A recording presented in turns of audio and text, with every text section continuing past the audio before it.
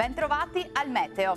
Inizio di weekend stabile grazie all'alta pressione, ma il fine settimana potrebbe poi proseguire all'insegna della variabilità. Vediamo intanto il dettaglio di sabato 21 settembre.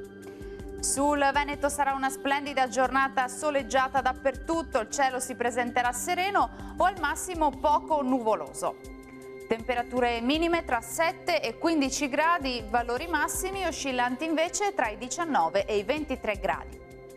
E anche sul Friuli Venezia Giulia sarà una bella giornata all'insegna del sole su tutte le province, anche in questo caso non sono attese precipitazioni particolarmente degne di nota e il cielo, come vedete, si presenterà sereno. Temperature minime tra 10 e 14 gradi, massime tra 22 e 23 gradi.